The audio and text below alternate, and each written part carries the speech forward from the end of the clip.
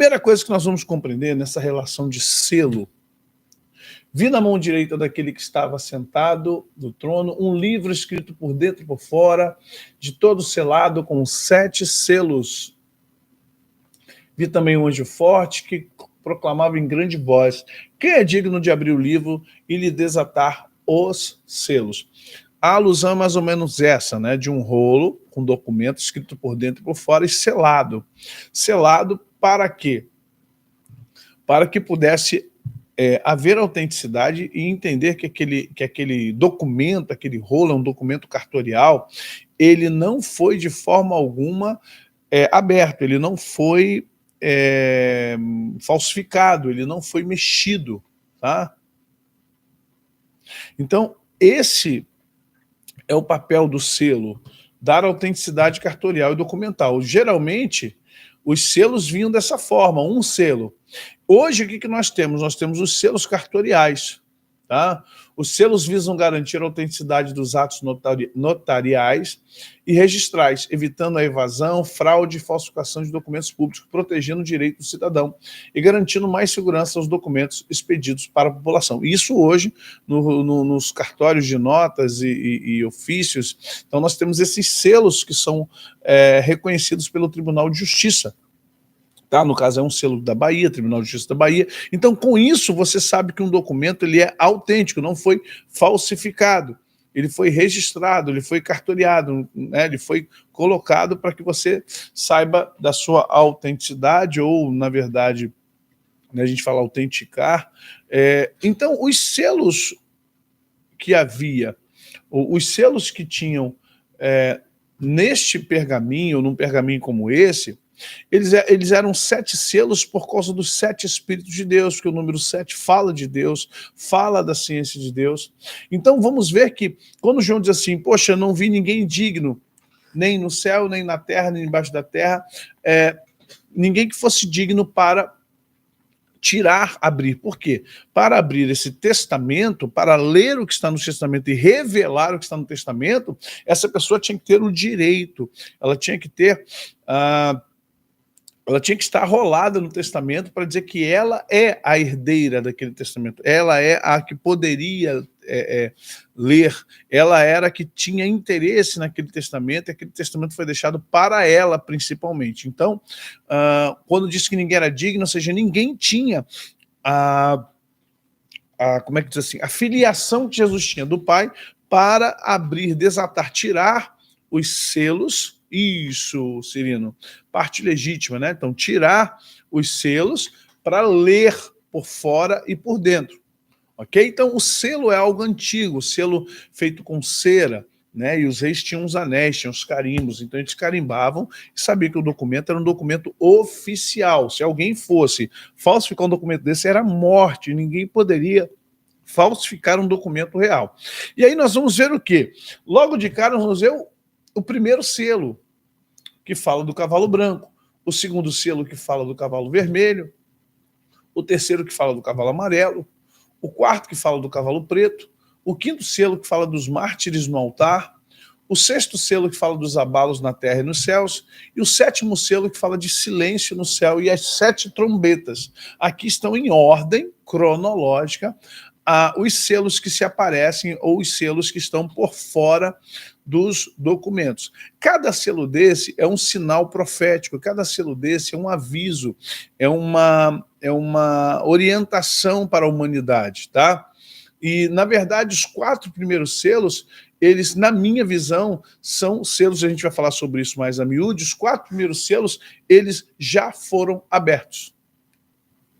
Já foram abertos.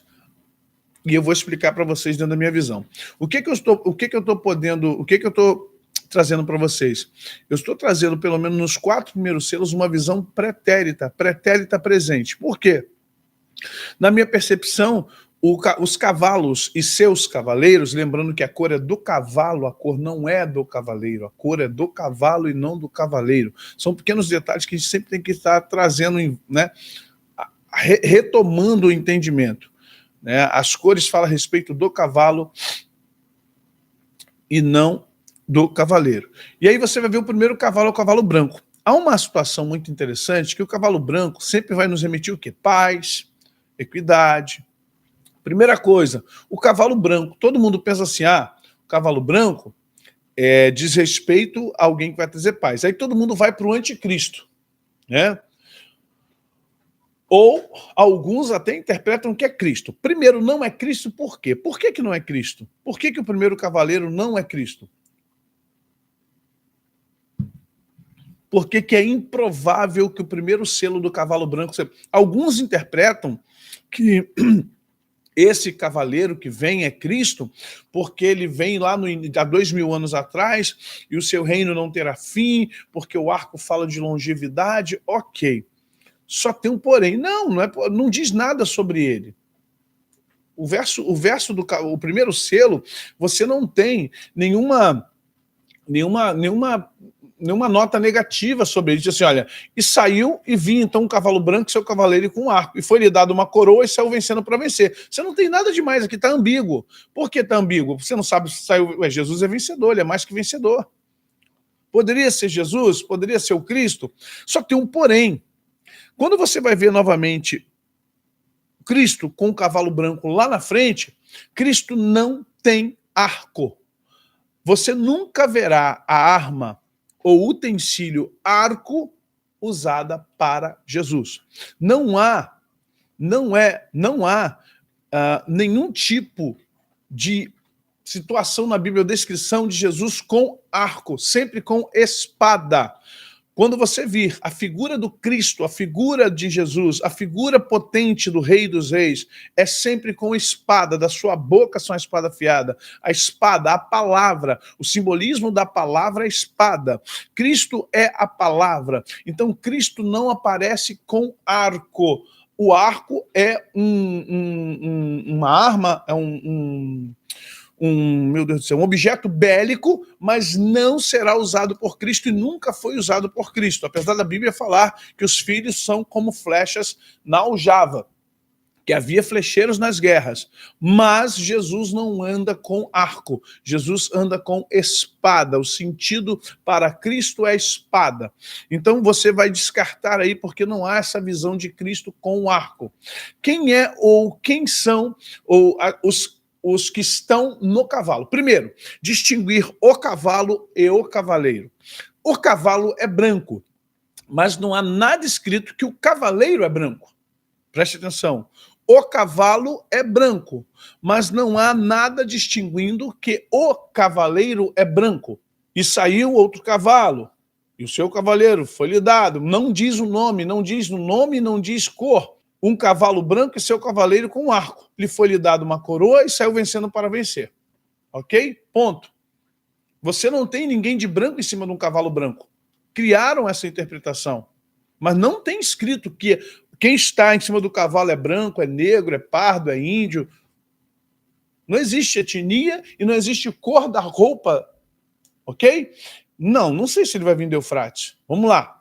Primeira coisa que nós vamos entender é que há um simbolismo e é importante entender esse simbolismo. O primeiro cavalo, ele fala de força, a coroa é regente ou regência, o arco, longo alcance e vitória na batalha. Vi então, e eis um cavalo branco, seu cavaleiro com um arco, e foi-lhe dado uma coroa, e ele saiu vencendo para vencer. Olha, se você pensar no cavalo, eu não vou pensar na questão o papado e não os papas. O cavalo é o papado, que simboliza o governo de Roma, um governo que foi repassado e transpassado de forma muito profética. É só você entender e lembrar a estátua de Nabucodonosor. A última aos pés de barro e ferro é a Roma dividida até o tempo do fim.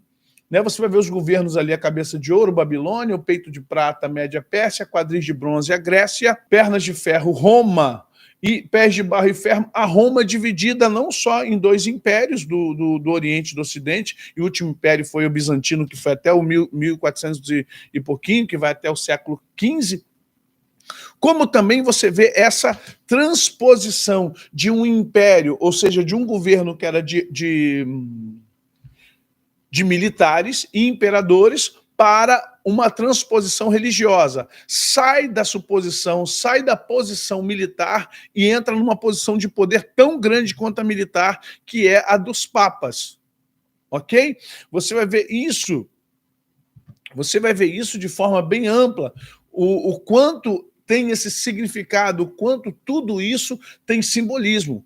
E aí você entenda o que é importante você prestar atenção. O cavalo branco e seu cavaleiro vem com um arco, e o arco fala de longevidade, e o arco fala de migração de poderes.